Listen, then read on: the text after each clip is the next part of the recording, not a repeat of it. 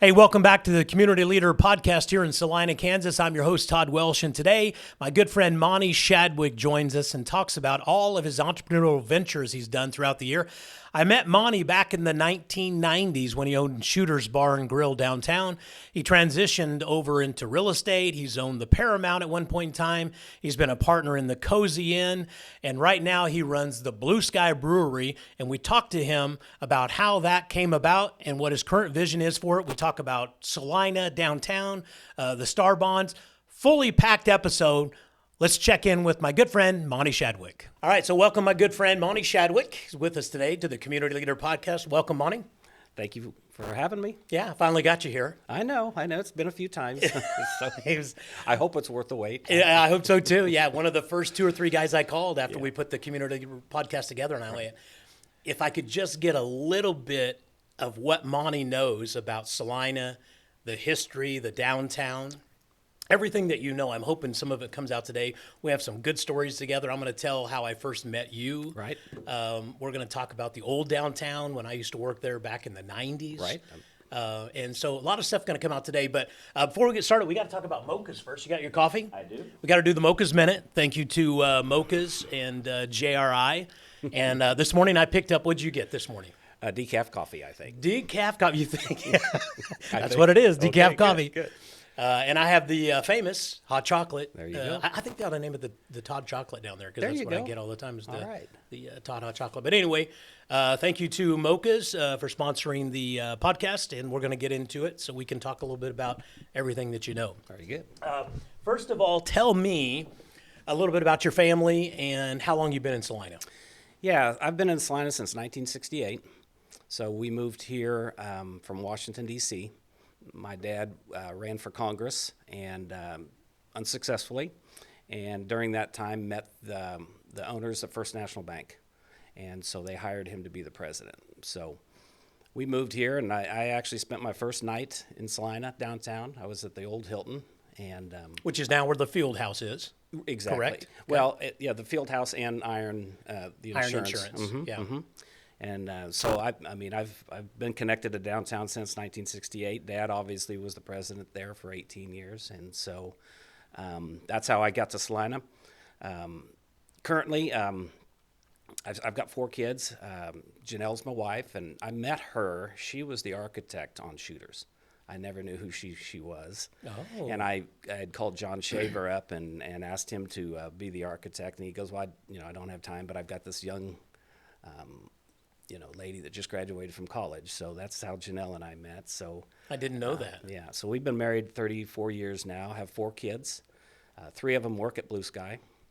Sam obviously runs the pizza oven, and Tommy runs the back line, and then Annie works out front and does the baking. So awesome. It's kind of a family affair. Will, my other son, is a sports architect in Kansas City. Okay. So 2 big things you mentioned there that the viewers don't know.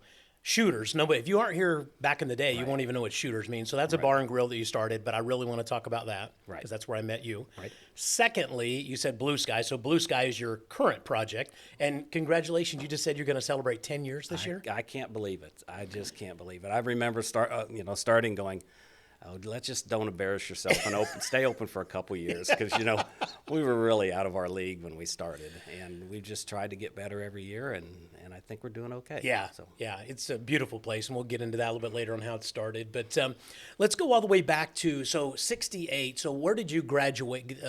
Elementary school? Where did you go to? Meadowlark.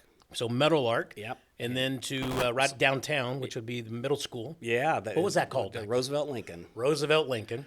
So that is now obviously Pioneer Place. Correct. And so one side was the 7th grade, and one side was the 8th grade, and there actually was a building in between that has been demolished.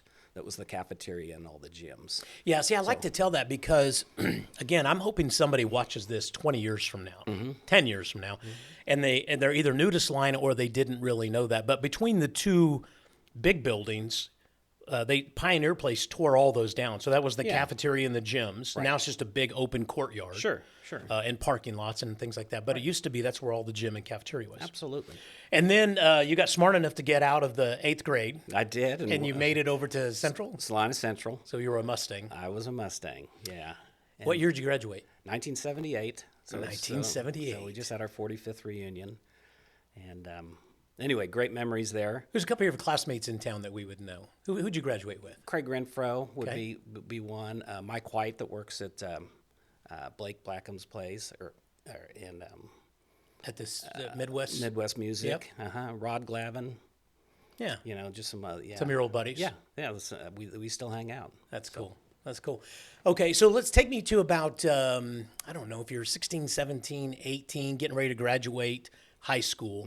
What was Monty? Where did you go to college then? Or Yeah, went straight from Salina Central and went to KU. Okay. So I didn't know that either. Yeah, and then I became a teacher, and I was down at Goddard. I was a high school basketball coach and the teacher, and had one of the first school shootings I was involved in, where one of my students came in and shot two. We were walking down the hallway and shot the principal, and then shot another lady in the head. Wow, that would have been way. That was way before. January 21st, 1985. I can still remember. 85. Yeah, so Yeah. we shot 4, and the principal passed, but the others didn't. So, and then that was the end of my teaching days for Okay. a while. So from Goddard, where did you go? And then I went back to K-State this time and got my master's in business. So, Okay. And then back to Salina? and then back to Salina. Okay. And then that's when I started Shooters.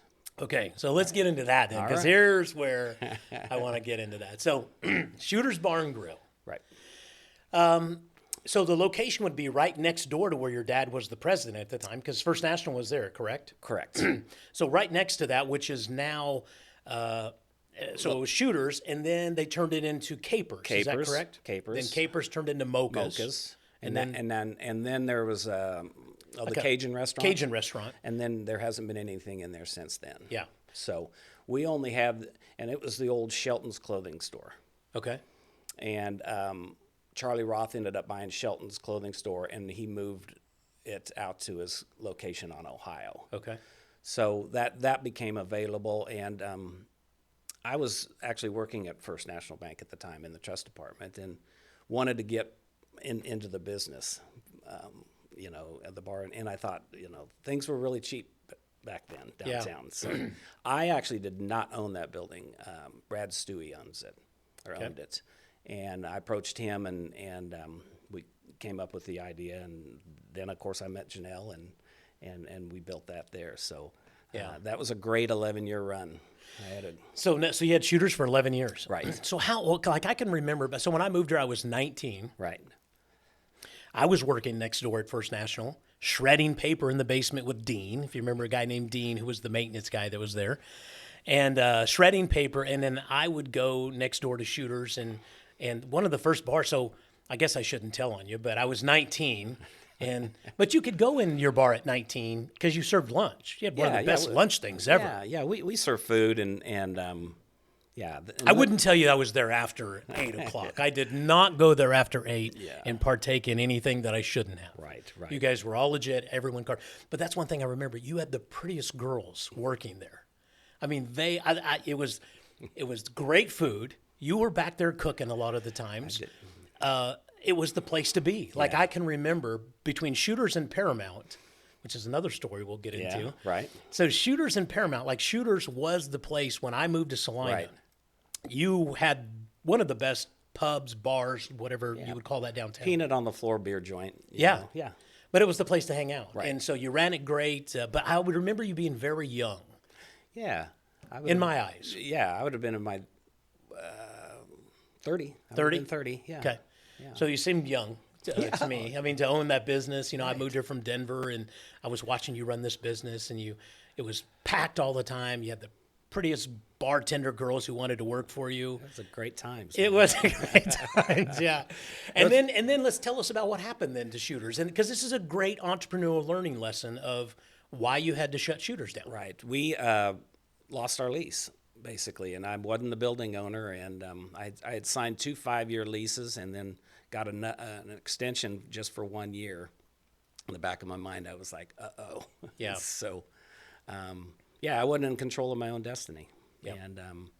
And so lost that, and that was okay, But then I just thought, well, I'd like to do something. So that's when we bought the Paramount. Yeah. So I started working at Blue Beacon at the time. Okay. But my employees from Shooters wanted to do something, and so, we just took that over. And that was more of a sentimental thing for me. That's where I had my first beer in my life. That's where I got engaged. Oh, you did? I proposed to my wife at the Paramount because that's where we met. I didn't know And that. so, yeah, when we went, when it was time to propose, we went back and played darts. And remember when Paramount had the shuffleboard table? Sure. Oh, yeah. So that's how I met Pam. She has a different story. It was like, I beat her at shuffleboard, and then she's like, well, I'm really good at darts. And then I beat her at darts, and she still went out with me. And so when it came time to engage, propose to her, That's I nice. took her back down there, got on my knees while we were playing darts. Nice. Yeah, so that's how that all happened. But Do you remember the old bowling machine there that was in the front window? I do, up against the Yeah, north wall. yeah. And you would shoot going back towards the front. Yeah, Oh, yeah, I yeah. do remember that. Yeah. I do. Who I remember the most is Andy. Now, I don't know, is Andy still alive? No, he passed away. Did he really? Yeah. Oh, I didn't know that. Yeah, so Andy had some of the biggest sandwich. You would go down there, and for like Okay, $3, you would get a sandwich that was this big from Andy. I apologize. Andy that started the Paramount, Ruby and Andy. Okay. That's the Andy that I remember because he was he and I really connected when I was Well, young. we just lost a bunch of viewers now going, Yeah. shit, Andy died. I didn't Yeah. even know it. I'm sorry, Andy. We're Andy DeWitt. Andy DeWitt is who I That's remember. right, Yeah. right. I'm sorry. So he's still alive. I think so. Okay, So all right. Well, that's who I remember down there. Yeah, so we'll leave it at that. So Right. the old bowling machine, I wonder where that's at now. Yeah, that's you never know. We're going to put that out on hunt. So if anybody knows where the old bowling machine is from the old Paramount, Those arcade businesses, that was something that wasn't owned by the Paramount. The shuffleboard and everything, those were just that arcade Like Hawk companies. Vending probably Yeah, owned that's that sort of thing. So Yeah. it probably just rotated out. But Yeah. and it was noisy. yeah. So did you take the bowling machine out then? No, Okay, that was so it was all gone before? Yeah, and the shuffleboard was gone before too. So Okay. They just needed the space, and Yeah. it got pretty packed in there. Yeah, So you owned the Paramount for a while. So you're working at Blue Beacon. You own the Paramount. Mm-hmm. That thing's up and running. When did the Cozy Inn come in? Because you were an owner of the Cozy as well, right? right, so that would have come back in during the Shooters days. All the way back then. Yeah. Okay. So the Pickerings both passed away, and the lawyers in the United Building, Clancy King, they were running it, and he was doing a great job, but he wasn't there on a daily basis, and so I approached him and said I'd like to buy it, not to necessarily to work it, but I just didn't want to see it go downhill, and Yeah. did not want to see I was even afraid it was going to close, because it just needed somebody. So anyway, so I gave him a price, and he came back and said, well, I've got another bid. And I said, well, I upped my price, and he came back and said, well, I've got another bid. And I was like, so I was sitting up at the country club one day with Max Holthouse and having a beer, and I just said, Max, I'm trying to buy the Cozies, but somebody keeps outbidding me. And he goes, that's you? Because he was the other guy? He was the other guy. Oh, wow. So we shook hands, and we walked down into Clancy's office the next day and said, the gig's up, baby. Yeah. So then he and I became partners, and we took it over. So, Nice. but that was never something that I wanted to do forever. Steve Howard is there now, and he's the rightful owner, and he'll Yeah. keep it going forever. And that was my purpose, is Yeah. just to keep it going. So for history, let's do a little history and see if you know this, because I've got a story. I want to see if it's correct. And I either dreamt this or I actually talked to the lady, and I wouldn't remember if she was still alive when it would be Miss Pickering, maybe? Mm-hmm. Okay. So I don't know if I actually talked to her or so you tell me the story. Let's talk about the story of the grill. Yeah. Here's my story. You tell me what the real story is. I heard that they did a little bit of a remodel. Somebody took the grill out, and I heard it made it all the way to the dump, which later I heard it didn't. Mm-hmm. I heard it made it all the way to the dump, and then they put in a new grill, and people kept complaining that the burgers didn't taste the same. So they took out the grill and went to the dump and got the other grill and put it back in. Right. Now, that's the story I always heard. It's close. I did run into the Pickering lady, I swear I did, and she said the grill was in their backyard, like under their deck or porch or something. Yeah. It never made it to the dump. Gotcha. Now, I don't know. You tell me what you know. Well, there used to be the Elks Lodge used to be right next door, where the parking lot is now. Okay. So it was a two-story building. So there was just a little alleyway in between the two buildings. My recollection of the story, and Max has kind of backed it up a little bit, is they just took it and stuck it in that alley, you know, with the elements and everything. And so what I've never found out is how long it was there and how long the new grill was in there. But yes, definitely it came back. Yeah. Yeah. And I think that's what, I don't know where she told me exactly when, but I knew she had told me that it didn't go to the dump. You know, like I had heard the story, it went to the dump. So if you're at the Cozy, it didn't like make it in. They didn't bury the grill, and it wasn't in there with all the garbage. It like got rolled around the corner, and then they brought it back. But isn't that a fascinating story? It is, and it's a unique taste, and it's it's like throwing away an old cast iron, pan. Yeah. I mean, you just can't do that. Yeah, yeah. And then I've heard these stories about where the guy rolls through town in a brand new like Cadillac on the way back to like Nebraska. He stops and gets them, eats them or whatever, and they couldn't get the smell out of the new car forever, and like they just couldn't get it out. So great stories. And what is that, 101 years old now? Yeah. I think I remember the 100th anniversary. It was 1922. So now it's probably 101. And slider joints were a real big thing back in the 20s and the 30s, and that's just what those were called. So how long did you own that? Just me personally, I was in it for about three and a half years. That's all. Yeah. Okay. And then we sold that, and then just Max bought, Max and Butch bought me out, and then they sold it to Steve Howard. So, okay. Yeah. And then the Paramount comes after that. Then you buy the Paramount. Okay. Mm-hmm. And how long did you own that? I've about 9 years. Okay. About 9 years. And again, I did not ever own the building. Ruby owned the building. Okay. And so then when I sold it to Kevin, the current owner, and then when Ruby passed, he bought the building from Ruby. So. Okay. Yep. Yeah, downtown's changed. It has. It really has. There. So when you went from the Paramount, then you went back to teaching a little bit. Did that take you? Did you leave there and then you were at Blue Beacon, Paramount, and then you ended up back at Kansas Wesleyan? I know. I've worn lots of shoes. I tell you. But they're all great. So they're all great. Did Blue Beacon, and then worked for Jim Mays, Compro Realty. Okay. We did that. And then Congressman Moran approached me, and he was opening an office in Salina. And so I ran his Salina office for about 5 years. And our office was in the United Building. Okay. So, and then he became senator. And so then I just moved on, and then I became a professor at Wesleyan. Okay. So that's so that got you the professor at West. So now you're a professor at Wesleyan. So we're up to this. What year is that, maybe? Okay. I'm testing you. I know. I know. Let's just say 2010. 2010. Okay. Yeah.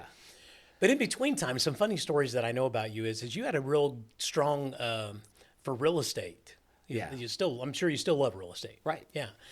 But you've owned several downtown buildings and were able to you have an eye for buying them and be able to do that. So at one time, how many floors did you own of the United Building?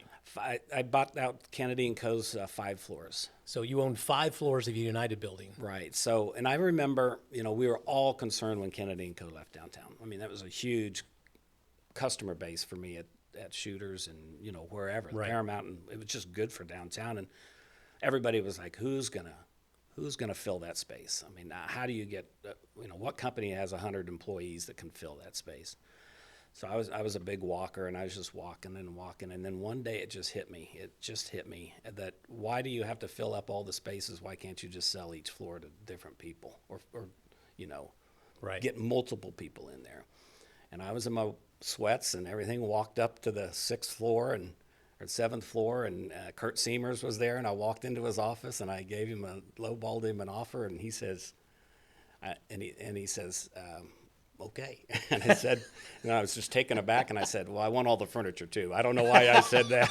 He goes, okay, yeah, that's fine. Nobody wants to take it down that elevator anyway. So all of a sudden, I'm like, wow. Here we go. So, I would have loved to have seen you take the elevator ride down when you just bought 5 floors and all the furniture. All the furniture. I'll go home and tell your wife that story. Yeah. Huh? Oh, yeah. That was interesting. So right away, it was just like, okay, you're not going to find anybody. And so we were really successful. And it was just a nice turn for me. I mean, you just sold individual floors, and And because that's kind of how it was set up anyway. It was kind of a condo situation with the lawyers. See, I was going to ask on there whether when we think that thing got condoed, because it was originally built as the New York Life building, correct? Right. Yeah.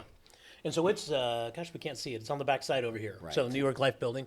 So it was all owned by them. So you think when they sold it, do you know the history of that? When New York Life sold it, did they condo it out then? It would have been back in the 40s or the 50s, though. Okay. I mean, it would have been, when Kennedy and Co. started growing, and then obviously Hampton Royce, and then all the law firms. So I was, and again, that was a success story, not necessarily because of me. It was just empty space that got filled. Yeah. Now, let's do some history here of what you remember. So if the United building, what we're talking about, right across the street from that is now a parking lot. The Salina Journal. Which was the Salina Journal. Mm-hmm. And they tore that building. And then next to that, which is now the museum, that was the post office. Okay. And then across the street from the post office was the library and the YMCA. Okay. So I grew up at that's just my memories from when I was a kid is at the YMCA. I mean, that's just... Which would be the parking lot The parking lot across from the church. Okay. Right. And had a swimming pool in the basement. And, yeah. Wow. I know. And that's where my father-in-law, Roger Fink, he owned Sight Shoes for 50 years. Wow, I do remember that. He and Headley came down from Downs one day, right when they got out of high school, and that's where you got rooms. It was at the Y. They stayed at the Y, and every morning they'd go walk downtown looking for work. And Roger was hired by Mr. Sights, had the shoe store at the time, and Headley was hired by Jake Smith, I think. I might be wrong on that one, but anyway, that's how those guys got downtown. Wow. I just think that's a neat story, just to be able to stay at the Y and just, yeah, long time people downtown. So yeah. See, the way I remember downtown is the names I'll throw out are the Paul Wardens, Paul and Mary Wardens, who owned Wardens forever. Great people. Yeah. Chuck and Liz Carroll. Mm-hmm. That's back when I was on the downtown board, you know, and you were at Shooters, and I was over at Anderson Leather. And Harold Cooley. Harold Cooley. Gosh, who owned Coletta Johnson? Coletta Johnson. That's what I was going to say. The Loft. Wasn't that called the Loft? Right, the Loft. Yeah, Coletta Johnson. And that's how I kind of got my start, was being around Andy Anderson, introducing me to people like you, and who was the Phil Rose and Sons? Ned. Okay. Ed Rose. Yes, Ed Rose. Mm-hmm. All of those people who were downtown, and that's how I really got to know some people downtown and really started to care about downtown. And you and I both talked about the changes that it's been. Now, one person said one time that they remembered, tumbleweeds rolling. Like when I came here, downtown was it was cool for me coming from Denver, and you came into an old town. It was pretty good. And then there for a while, it never got rough. Let's not just say that, but we had a lot of vacant buildings. Sure. We were trying to figure out what to do with them. Right. And then this revitalization kind of came about. And you may know some more about that than I do. Before we get into that, though, I want to know, do you know, somebody told me the other day the Scheme. Do you know how far the Scheme Pizza goes back at all? Yeah. Oh, yeah. When I was in high school. Okay, but Dwayne didn't start that, did he? Correct, he did Okay, not. so there's the big thing. I told somebody the other day, and I almost got into a fisticuffs fight with somebody because they said, oh, no, Dwayne started that. No. And then I talked to somebody else, and they said, did you know that I don't know if I can say his name, so I won't. He goes, did you know I actually owned that for like 15 minutes? Whoever started it sold it to this person, and then like with a handshake, and then backed out of like the handshake, and then Dwayne bought it. Now, could be a different story. If Dwayne watches this, I don't want you not making my pizza good. Dwayne is the owner in my eyes. Always. But who started it? Do you remember? Well, I don't remember the name. I know Rick Benson knows who started it. Okay. So some guy started. Has it always been at that location? Yeah. Okay. Yeah. All right. And I used to. That was kind of the spot that when I came home from college, that Dad and I always went to, and I just got great memories. We went every Thursday night, taking the kids there, and I mean, it's an institution. I hope they get back open. Yeah, I do too. So, all right, so let's go back to the revitalization of downtown because that's where your current restaurant is, Blue Sky Brewery.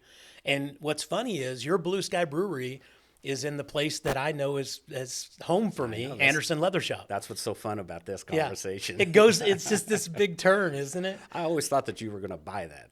I think I thought I was supposed to. Like I when Andy was working with me, the plan was to buy Anderson Leather, and run it Yeah, forever. transition. Yeah, a little transition. Yeah. And fate came in there. I was selling a pair of boots one day to a guy, and he said, "Man, you're a great salesperson." He goes, "I would hire you to sell copy machines." John Gilpin, I don't know if you knew John Gilpin. Yeah. And so John gave me, not double the money, but gave me a nice little thing. And I was like, "Hey, Andy, I'm going to go sell copy machines. The money's in there." And we stayed great friends. And Yeah. then the fire happened. Right. And then it became vacant, and then you guys. So let's go all the way back. Rewind to how this idea of Blue Sky Brewery came about. Right. So obviously, I'd been in the business for a long time between Shooters, Cozy Inn, Paramount, and we did skip a brief couple years. I actually had a pool hall downtown too called CJ's. I don't remember that. Where On the Pot is. Okay. So I remember laying that floor, and if you look in there, the glass, with their counter was the bar, and it was an old bank, and then we used the old vault back there as our cooler. So that was Planter State Bank. So Okay. anyways, so I'd been in all these businesses, got out of them, but that's really kind of always been my love. Well, you're an entrepreneur. Yeah, at it's just heart. so. Yeah. So I did enjoy my time at Wesleyan, and so but at the same time I just was like, gosh, it'd be fun to get back in there. I was the head of the master's program also, and I taught some classes, and one of the classes I taught was entrepreneurship. And so that class came to me and didn't want to necessarily work out of a book. They wanted to work on a project. And in the back of my mind, I always knew that a brewery was going to come into Salina somehow, and I just thought, if I could be part of that would be great. So we just started working on the project of a brewery, and just the menu ideas and doing some of the things. And so that was just that semester, and so. And I know some of the stories are that they did all the work. I mean, That's what I've heard. and- Yeah. I thought it was brilliant, though. When I heard that story, I went, Monty is amazing. He puts a class together of a bunch of masters. They figure everything out. He gives them all an A. They graduate, and he takes all of their paperwork and goes down and starts a company. Starts in my business. It's brilliant. Don't change that. That's the story. We'll stick with that story. It's been stretched just a little bit. Okay, but that's well, okay. Let's stick with that story. So, It's great. Yeah. So what's the truth story? no, they did help a little bit, and then it just became something that I approached Salina downtown, and we started working on the funding, and you just have to have, I didn't necessarily have $500,000 sitting in my bank account, so Right. I had to fund it somehow, and during the funding process, you get an SBA loan, you just really have to have your business plan nailed down. So I spent about a year taking the original kind of the project and fine tuning it into a business plan to get the loans. So anyway, How did the location come about then? Had you always thought, like when did you have the location and you just kind of went to Brian and said, "Hey, I'm trying to get this SBA. Will you hold it for me?" Did you get all the SBA done and the location opened up? How did that all work? yeah, so it all, happened together, actually. The fire happened. This is really weird. You're working on an SBA loan. You like this location, No. all of a sudden a fire happens. Yeah, So now the real reason Yeah. comes out. No, really, I was working on it without a location at the time. And then the fire happened. Brian Richardson came in and bought the building. I'd always kind of looked up to Brian. He's done so much for downtown. And I just thought, okay, probably can't afford to start the business and buy the building, Yeah. That just probably wasn't.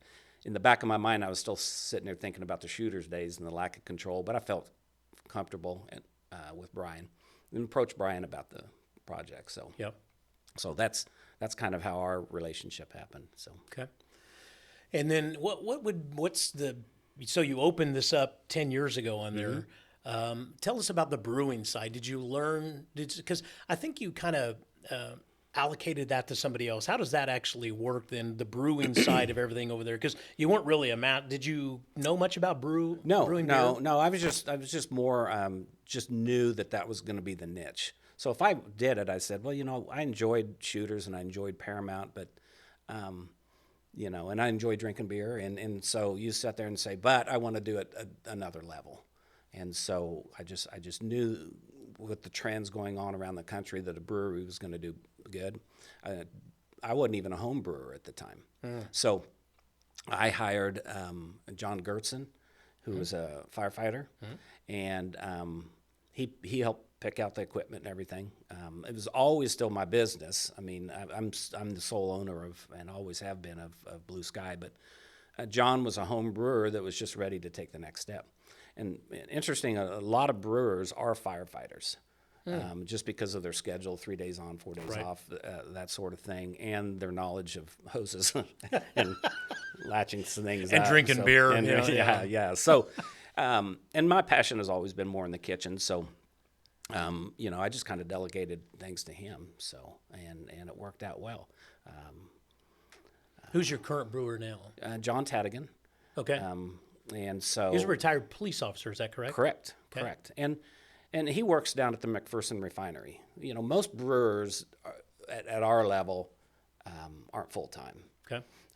The brewing process is about an 8-hour day, and then after that, you just come back at about 15 minutes every day to check on the fermentation process. So nobody has to be there full time. Yeah. His assistant brewers, one runs the museum, and then another one's the radiologist at the hospital.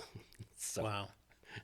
Interesting. That's cool. I know. What's your biggest surprise, you think, from opening that Blue Sky? Like, if there's an entrepreneurial person watching right now, I always like to turn these from community leader of what you've done for the community to, if they're watching it going, okay, how do I create something like a Blue Sky that's there? What's one thing that was either a surprise to you or that's really helped you out, or you look back and go, gosh, I wish I wouldn't have done that, or I wish I would have done this? Yeah, I think some of the construction kind of surprised me. Just how hard that ended up being. Just taking Brian obviously secured the building and put the new roof on, and he gave a great shell to me. But I think the construction took a lot longer than I thought. The build out. The build well, you had out. to cut out the floor to put the vats. Or I call them vats. Is that Right. what they're called? Yeah, I'm sure. not sure what they're Tanks, vats. Tanks. Mm-hmm, Yeah. Mm-hmm. Yeah, so because then bringing in all that load, the engineer says this isn't going to work. Yeah. And so that's an old building. That's actually the original jail. See, I remember that when I worked there, I would go upstairs, and it had the old stovepipes coming out about every 4 or 5 feet. Right. And I asked Andy one time that was, and he said this was the jail, right. And each cell had its own stove, and they had to keep it going. I mean, that's how old that is. Every one of them had their own stove that they had to keep the heat going, or they froze to death, I guess. And one of the nice surprises with that is, I was like taken aback about the cost of having to do all that. But at the very end, we were broke, and I didn't have any tables, and I was like, oh my, what am I going to do? And I looked over and saw all the joists and that we had taken out, and we just turned those into all of our tables. Yeah, but that's the magic of that place. I mean, you can tell that those tables are all hand built, and you, again, that's a great little story. Is you took out all of the floor joists on that's 119, isn't it? Something like that. 119. 18. 118, yeah, 118. You took out all the floor joists to put the vats in, right? And then you made the tables out of the old floor joists. So we counted, so that building was built, we thought in 1888. So that's how old that wood was. But we counted over 120 rings in the wood. So that that's wood from 1700s, going back, and so that's kind of fun. That was a nice surprise. Yeah. If I could tell, pass anything along, I just think, find your passion, start a business around some passion that you have, because you're going to spend a lot more time on there than you think. Yeah. And it's going to be a lot harder than you think. I'm pretty good about delegating, especially as I've gotten older and my kids are there, but, it's still pretty time consuming. Yeah. So. Well, and for you found the right spouse, because the hours that you work running a restaurant or a bar or something like that is, it's very demanding. It is. It's fun. Yeah. And again, as I've gotten a little older and everything, I don't work very much nights there anymore, or very, very seldom. But we still have 7 days a week go in there 6:37 in the morning. And Well, I was there eating the other night. Oh, no, what was it? It was on Sunday morning. I think we were having brunch after church. And I walk around the corner. So I'm like, hey, is Monty? And they're like, yeah, he's back there. I don't know that I wouldn't want to say you were doing dishes, but I love watching you. Like you were in there doing what you love, and helping out. And I love that it's not this guy who starts a business and then sits up there and just with his cigar in his mouth and counts the money. Right. It's like sometimes you got to roll up your sleeves, go help. And I know that means a lot to those people down there working, that you're in there actually grinding it out with them. Right. And Sundays are a perfect example. All 5 Shadwicks are down there working in the kitchen. Janelle's washing dishes and running up stuff, and Annie's was the server that day, and then the 3 of us are in the back cooking. Yeah. But it's nice. We've just decided. I mean, we open from 9:30 to 1:30, and then we're closed the rest of the day. And so it's just a great 5 hours, and then you've got the rest of your day. Yeah. So yeah, let's talk about. I may surprise you on this one too, and if you don't feel comfortable, let me know. The Star Bond. Okay. I know very little about the Star Bond in downtown. Do you feel comfortable enough talking about that to educate on how that's all going to work?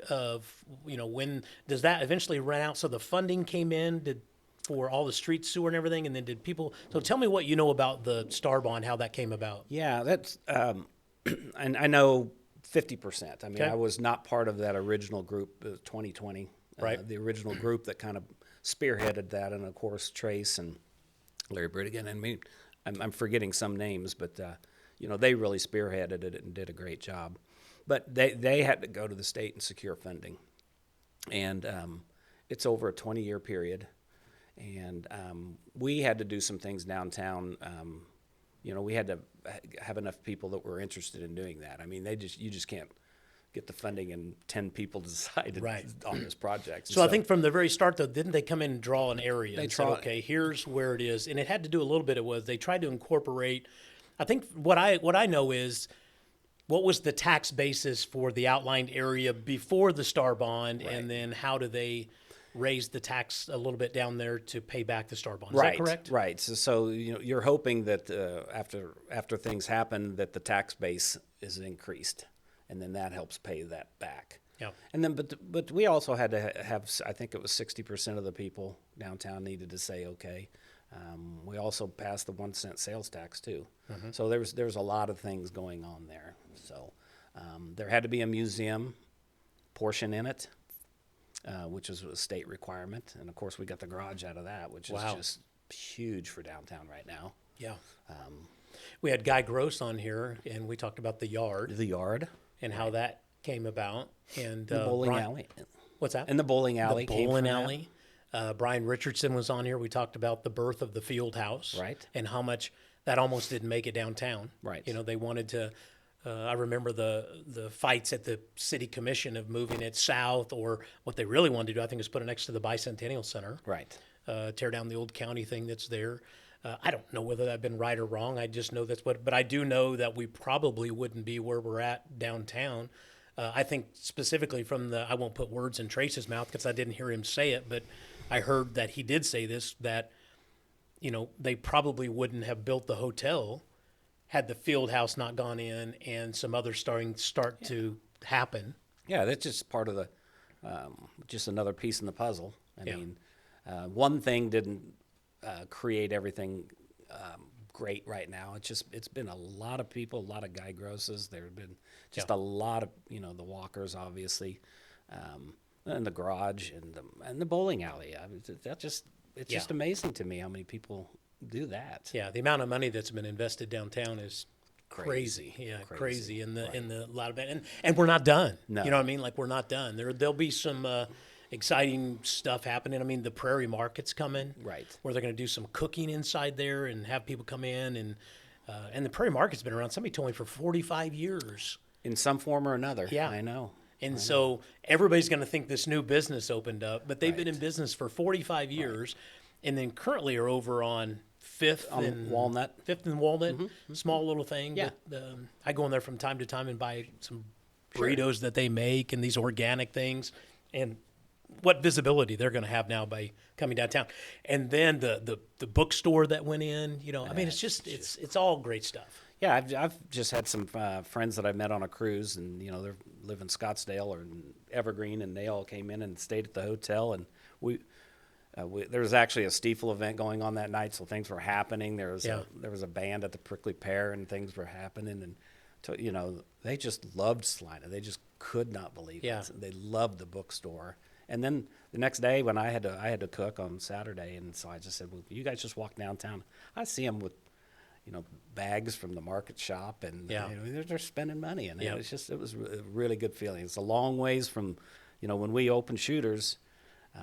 I think after the bank had left, it was just Shooters and Stiefel on that entire block. Yeah. And so you talked about tumbleweeds. It was pretty close. I remember we had all of our employees park right out in front of our place just to make it look like something's we going were on. Open. Yeah. So I do know where yesterday I saw on Facebook where the axe throwing place is now going to be a golf simulator. yeah, well, they're gonna open up great. sometime in December, and all of this is just it just keeps rolling. Yeah. And it just didn't start with the Star Bonds. I mean, if you go back, there were good things happening before. I mean, probably before the Star Bonds and before the hotel, probably the best thing was obviously the Stiefel. That sat empty, and the city actually had foresight to put on a new roof. So the city didn't necessarily want to own it, but at the same time that didn't want to see it deteriorate, and so the taxpayers stepped up and put a new roof on it, and then of course that happens, and that was huge. Yeah, I can remember the vote. Seemed like it was to spend $1 million to just try and preserve it, to get it closed in, and man, people around here just went crazy. Yeah, that we were going to spend $1 million. Yeah, the original budget. I think it was just $2.4 million is what it cost to bring that back to life. And you couldn't do that for $10 million today, I wouldn't think. No. So that was huge. KU Med moving downtown. Yep. I think that was big. I think one of the biggest, I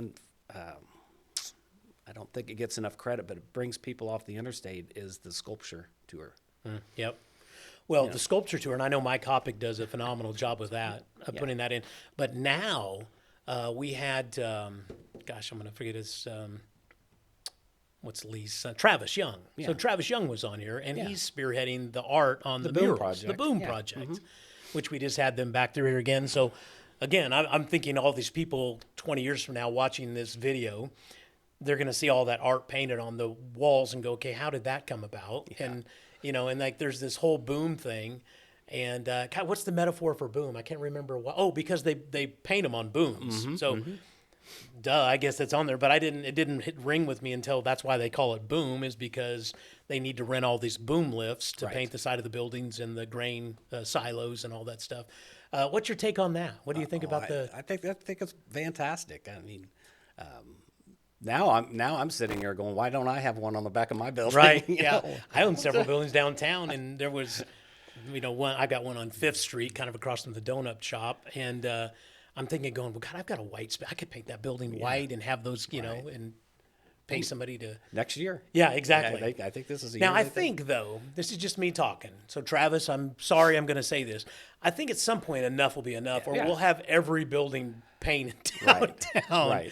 And they'll come to town, and I think some of it will lose its luster. So I think that we can get those painted, and then maybe we either a different project or we do some different painting. Yeah. Do something somewhere else around town. Absolutely. I mean, I think it's a work in progress, and just public art is never ending. Yeah. And so we just have to look at other ways to do that. And public art can be in new buildings too. I mean, the style. I mean, the United Building didn't have to have anything painted on that. It's a beautiful building because it's an Art Deco building. Yeah, and some of them you wouldn't want to. Like if they said they wanted to paint the United Building, I'd be like going, okay. Yeah, it's probably a little too much. Yeah. But I was walking. I try to walk back and forth to work a lot, and I love walking down Santa Fe, and saw two people looking at the murals, taking pictures, and looking at the art. And I just said, I just got to ask, where are you from? And they said, Harrisburg, Pennsylvania. And they just heard about it and pulled off the interstate, and I had lunch downtown and did some things. So that's fun to hear. Yeah, it is.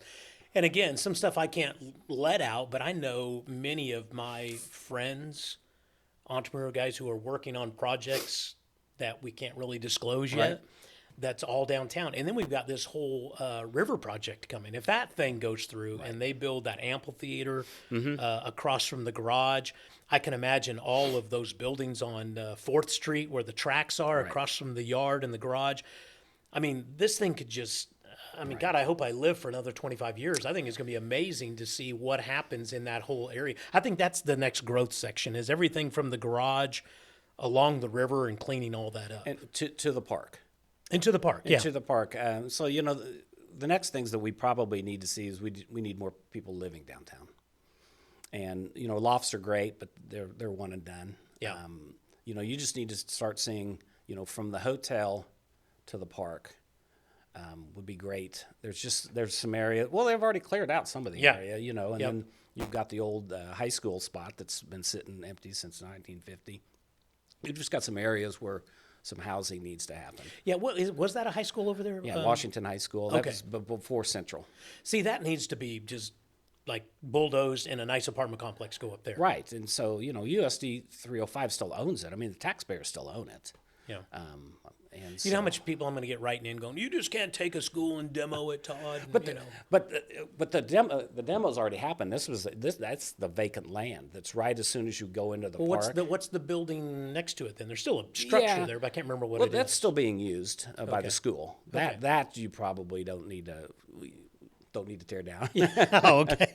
I want to tear it all down, the whole block. But yeah, that lot has been sitting empty since Central was built. So, you know, that could be used for housing. There are just some strategic places that need to, you know, more people need to live near downtown, and near the hospital. Yeah, I would agree. And the old Journal would have been a good place too, but the hospital bought that for their Right. accounting and all that. And then I think they just bought the consolidated printing building for more stuff that's there. The one that's going to be interesting to see what happens, and I think it'll just maybe be there forever, but I'm trying to figure out a use for it, is the, what's next to the Sonic, the Masonic Temple. Masonic Temple. Right. Like, what happens to the Masonic Temple? I mean, I think it's great what's going on with it now. They're still preserving it. Wedding venues go on there now. And I think a non-for-profit basically took it over. Right. And they gave it to them. But I still think there's a big high use for that could show up some point. Right. That would be nice. Just takes money. Yeah, that is true. That is true. Grant money from somewhere. Yes, yes. Somebody else's money. Yes, exactly. Well, hey, man, we could talk here forever. It's been 46 minutes. I could just talk forever with you, especially about downtown and your love for Salina, my love for Salina, especially for the downtown. And not to say there isn't some great stuff. There's a lot of people investing money out south. Sure. Not take away from them of where it's at, but there's a buzz downtown, and a lot of the entrepreneurs that I know, I hang out downtown, so I know all of these people that are doing some stuff. And so if you get, I'm wanting Larry Brigham to come on. Okay. He said he's not good at speaking and talking, which I don't know, so I'm going to need some push from you. So if he watches this, I'd love to get his take on it. Trace Walker. I saw him in passing at the Charlie Walker Pitch Challenge, and I said, man, I got to get you on. And he kind of went, He goes, maybe you could get Guy on. So They all would be fantastic. Yeah. And Larry knows how to talk. and Larry does. But you know what's good about Larry? I think what he really said, it's not that he didn't want to talk, but he's pretty humble. Yeah. So he's done a lot for everything that's going on, too, behind the scenes. Yeah. And Well, his story is fascinating, you know. see, I don't know his story at all, so I want to know. St. John's Military School, and then, then he just became, started working for my dad down at the bank. I remember being at and the then, bank. And he's just been involved in a lot of things in town. So. Yeah. So when you see him, his knowledge, his institutional knowledge needs to be. yeah. So anybody watching this, if you know Larry Brigham, tap him on the shoulder and say, "Hey, you think you need to be on Community Leader Podcast because he is the guy that I'd like to get on here before the end of the year. I want to be able to do that." So, anything else? Any closing remarks you got for? No, I appreciate Salina? being on this, and appreciate everything that you've done for downtown too. So, and we're not done yet, are we? No, we are not. No, like we're not done. I still got an idea in the back of my mind. Well, I have a couple myself, so right. it'll be interesting on what happens. and it's probably the same building. Well, gosh, I hope not, but maybe so. Anyway, Monte, thank you for everything you've done, the history, what your family has. And again, I think we've got some big stuff still coming for downtown Salina.